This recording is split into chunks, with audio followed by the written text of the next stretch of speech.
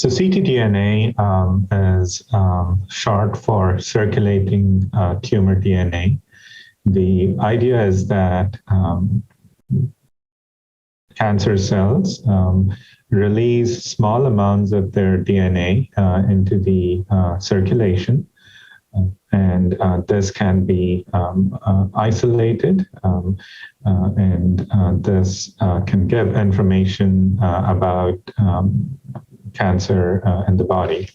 And ctDNA roles are increasingly being established across the spectrum of cancer care, ranging from early diagnosis or screening for cancers to using it in patients with a known history of cancer. And that could be in the adjuvant setting where patients have had surgery or other curative therapies. And by evaluating for ctDNA, if that's detected while there is no radiographic evidence of disease, that's called minimal residual disease.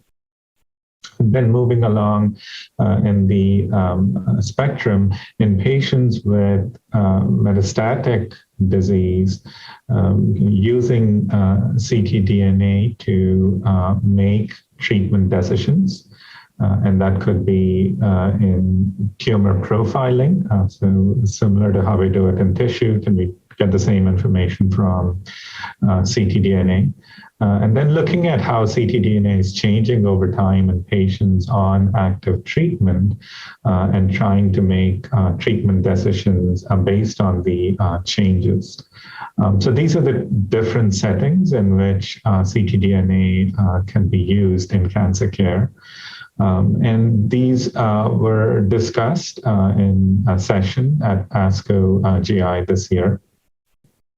In the case of early detection and screening, there are several large clinical trials ongoing asking this question of whether using ctDNA could help us detect cancers at an early stage, and whether by doing this we're able to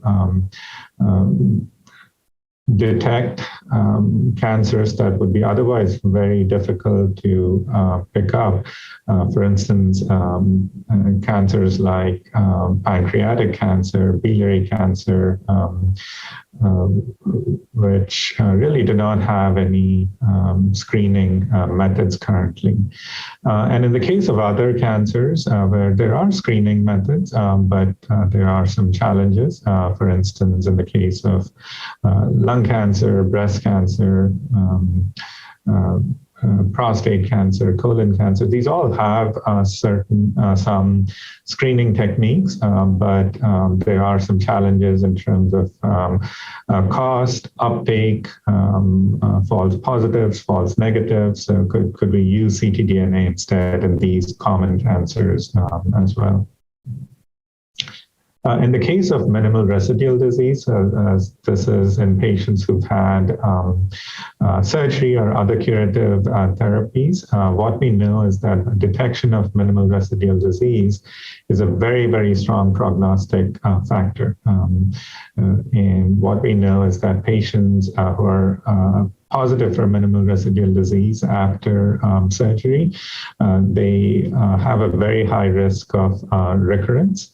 And some data presented at ASCO this year from the Galaxy study being conducted in Japan suggested that by standard of care adjuvant therapies in patients with colon cancer, about 68% of these patients may have clearance of ctDNA through therapy. So there's still a significant proportion of these patients who may still have residuals, minimal residual disease, and then may develop recurrence. So there are ongoing trials kind of trying to improve on what we have currently a standard of care, and trying to improve the adjuvant therapies to see if we could make them more effective. On the kind of thinking about it from the other side, what we also know is that patients who are ctDNA negative, they are at a much lower risk of developing recurrent disease. And the question is, in these patients who, per current guidelines, would be getting adjuvant chemotherapy with some side effects associated with that chemotherapy, could we de-escalate therapy and maybe do a lower intensity adjuvant chemotherapy, or maybe completely omit adjuvant chemotherapy is the other question that is being evaluated. In the metastatic setting, as I mentioned, ctDNA can be used for tumor profiling. In fact, there are several assays that are currently approved by the FDA for profiling kind of tumors using ctDNA. The advantages are that it kind of is easy to do. It's just a blood draw, and then you get the results faster so that you can act on them faster. So this is slowly becoming more and more established. In the case of trying to look at how patients are responding to